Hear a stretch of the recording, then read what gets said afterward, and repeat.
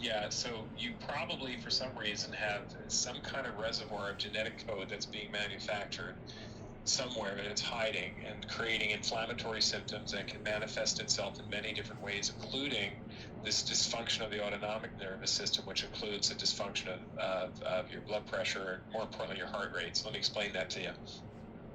So with this inflammation and affecting of it, it kind of controls the way your veins in your leg work a little bit too, and so that you tend to be pooling a little bit more blood in the pelvis. Now you're female, so you have more anatomy there than a guy would. So you have more pelvic circulature, you have more pelvic vasculature, and so you tend to pool blood more in the pelvis than a man would. But the issue is that when you stand up, your heart, like when I'm standing here right now, right, like the height between my waist and my head is this high, right? It's not that high, right? It's like this much. Yeah. But when I stand up, all of a sudden that distance is, sorry, the Herman kicked in, but all of a sudden that thing is magnified. So there's a much higher height that you have to work against, and your body has too much blood pool there and it can't do it. So what happens is you try to stand up, your brain goes, hey, remember me? I need some blood here. Yeah. Not getting it. That's not cool. I'm going to let you know about it. Yeah. I'm going to make you feel sick. I'm going to make sure you don't stand long. I'm going to tell your heart to start pumping blood fiercely because I'm not getting enough in my brain, and I'm a pretty important organ here. Yeah. So that's what manifests all these symptoms. And then some of the other things you get, like the temperature intolerance, the headache, those are all manifestations of inflammation or some component of POTS. So have you looked up this? Have I given you the guide to Dysautonomia International? I don't know if you've given me the guide, but I've referenced their website. Yeah, you've talked to me about a little bit about dysautonomia. So no, Dysautonomia International. I don't think so. Okay, let me jump into the patient instructions with you. But before I do that, you were going to ask something. Yeah, I was just going to say I've noticed, and I know part of this is because I've not been able to gain strength in my legs, but like I feel so weak in my legs when I'm trying to like get up at this point, and I don't know if, and I have swelling in my legs at this point, after even just like brief exercise. My primary doctor was like, "Oh, it's probably just because it's summertime," and no, I was like, no. It's not. No, okay. Yeah.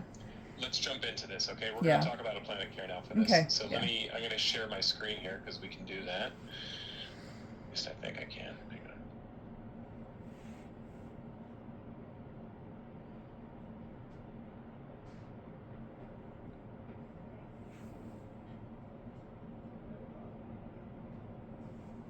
Okay, can you see all this? Yes. All right, we're going to have fun. Here we go. All right, let me get that going here.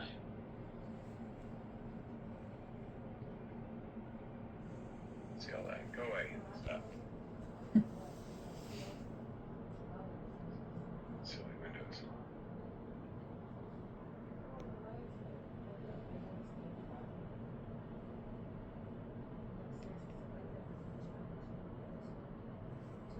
Okay.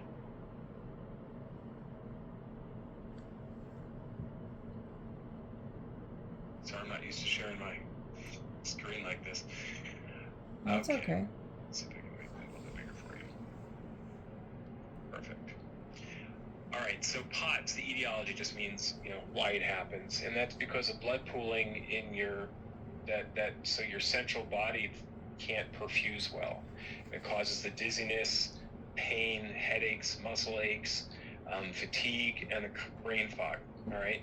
So this controls heart rate, blood pressure, sweating, saliva, tear production, bladder issues, pupillary response, respiratory rate, all these things.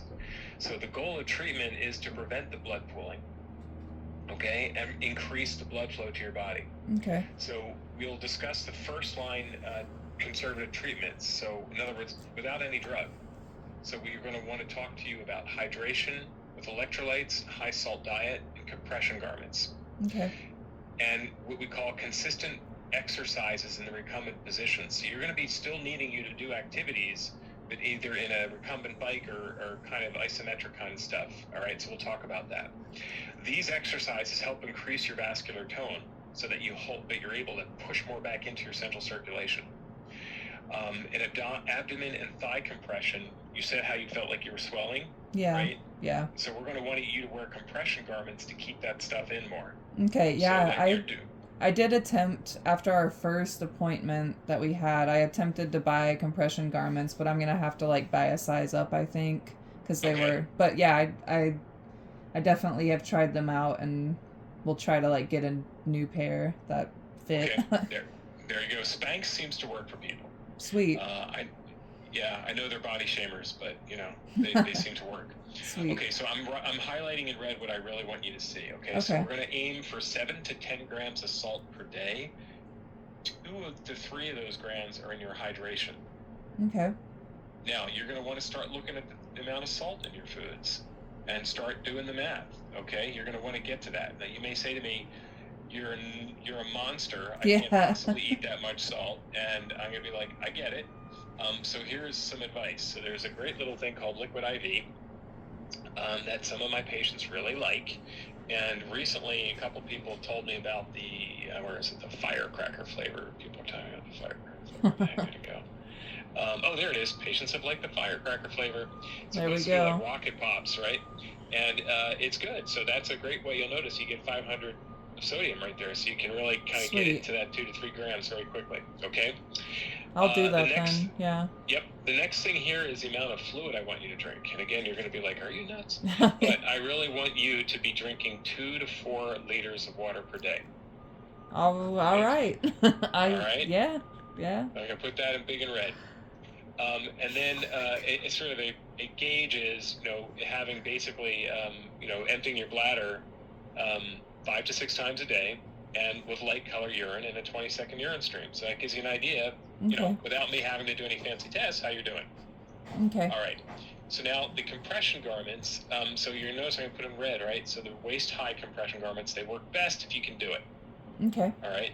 So they say shapewear or spandex. That's above my pay grade. But there you go. All right. Zero gravity chairs. You can get them at Costco pretty cheap these days. And those seem to help people just kind of when they're just doing about chilling. There seems to be less symptoms and frustrations.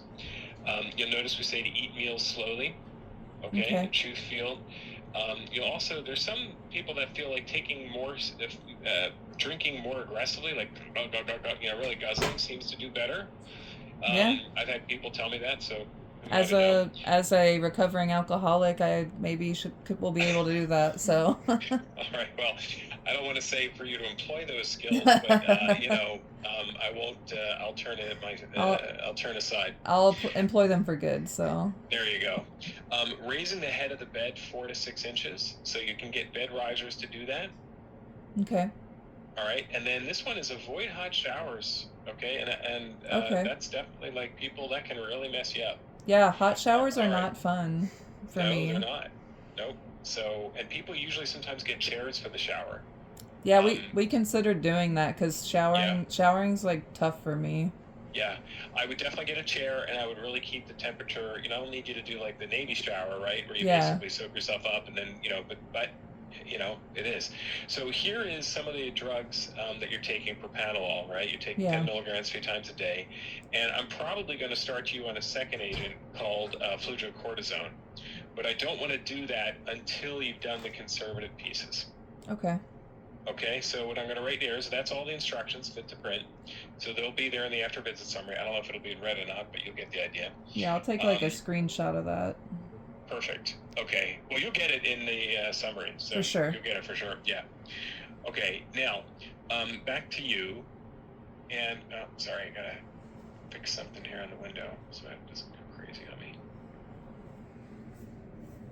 All right. So the plan of care is, and I'm going to outline this with you. So I can probably share that with you too, as a matter of fact. Yeah, good. Let me do that.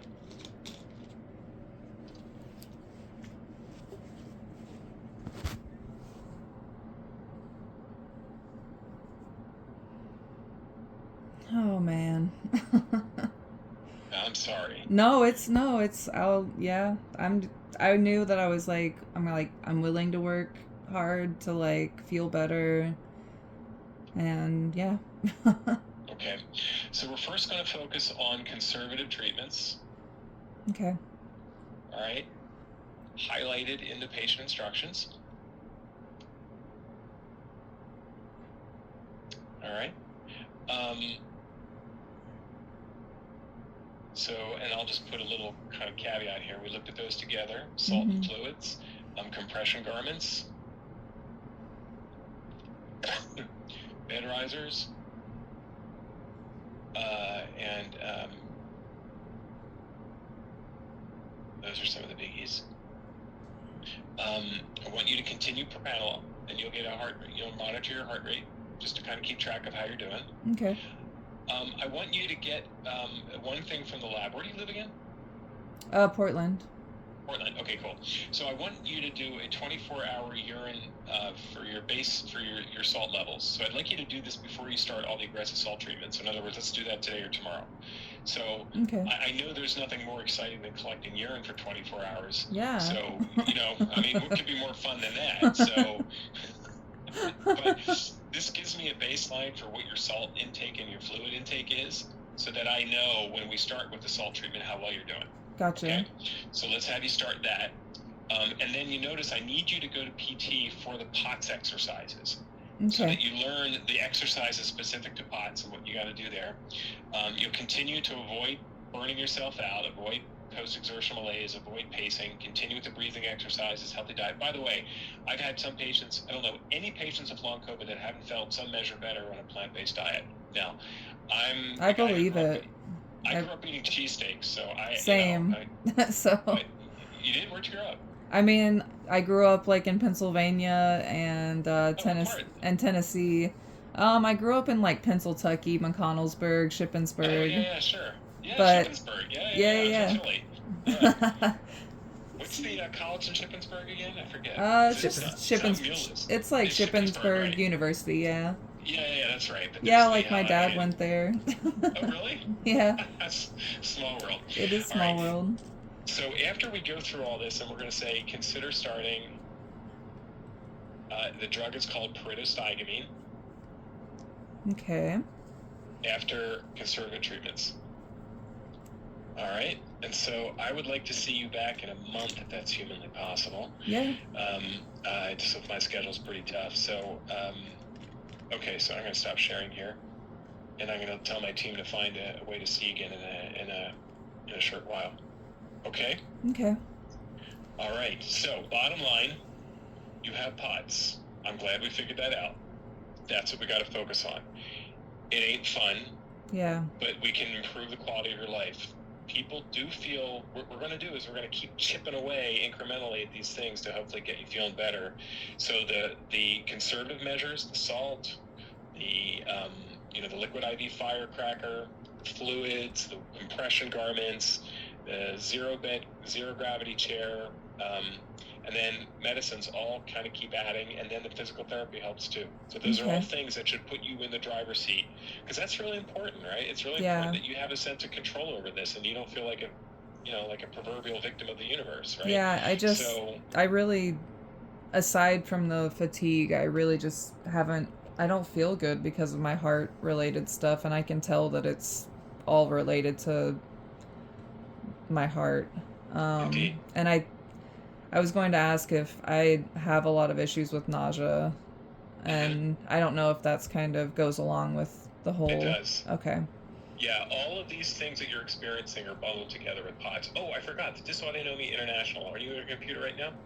I'm not at a computer. Okay, I'll put it in my after visit summary for you. I'll put it in my note. Sweet. Okay. So is that why like my blood results for like this C protein and stuff, why it was like that, all that stuff was a little bit high and probably coming from POTS? Yeah, so let me review that with you really quick. So when I looked at your all the labs we did, I commented on my chart just so you had a basic idea, but but that's a lot of medical gobbledygook, right? So essentially the results are what I often see in patients with long COVID, which is your serotonin level was low. Okay. And then sometimes we can That's interesting. Because Yeah, I'm on like a bunch of Prozac, so it's like, yeah, yeah, and that goes along too. You know, people that have depression or those things often yeah. have lower serotonin, but people with long COVID have really low serotonin. We haven't found that supplemental serotonin makes people happy again, but you know, it's something that we can consider. I'm doing a buttload of therapy right now, so you know, Okay. I'm trying to keep the mental health in check because I know it's important. Um, so I'm doing Cool. like weekly therapy with the DBT Institute. Very So nice. yeah, Yeah, that's great. And so, yeah, so most of the other lab results were consistent with what I see with patients with long COVID. It doesn't change what we do per se. I do look for things that I might change, but your case, it was just sort pretty of it was sort standard. of the profile of what I would see with a person with POTS and long COVID. Yeah. Okay, well, cool. Okay. All right. um, So I think that's it. so with the 20 the 24/7 urine and collecting, am I literally just going to be like collecting urine in just a container and That's it. measuring it? You're not measuring it. You just got to collect it. Okay. And Yeah, I you don't, just I don't need you to measure I it. was I was like, all right, do I need do I need to go out and We're going to buy? send you a Just drop it microscope off. and a special, Bill Nye kit to no. And I then just need you to. drop it I'm just off. gonna. Yeah, just drop it to the lab. So go to the lab and Okay. say, this weird doc wants me to collect my urine for 24 hours, and they'll be like, oh yeah, we know that guy. But really, what that's helping me do is seeing the salt and fluid balance that your kidneys are processing. So I know kind of before and after you start salt treatment how much that's really helping. Okay. All right. All right. Well, Riley, it's always I'll a get pleasure to see started. you. Yeah, Yeah. it's great to see you too. So Yeah. I'll do I need I guess I can call. You can call, and I just sent my team a note to try to get you in a month. Okay, perfect. And I said if I don't have any appointments, to let me know, and I'll see how I can try to figure something out. Perfect. Well, I appreciate it. You're like taking me through this in a way that feels least stressful, so appreciate I'm it. glad to hear that. Yeah, my pleasure. My pleasure. And yeah, but your name has a certain spot in my heart. My daughter has a pet raccoon, a little stuffed animal raccoon. Yeah. She called it Riley. I don't know why, but she called it Riley. It's the cutest little damn thing. It's a good name. It is a good name. It's a very solid name. Somebody did you well on that one. But okay, I got patients waiting, so I'll see you soon. Yeah, for sure. Okay. All right. You take care. Take care. Bye. Bye.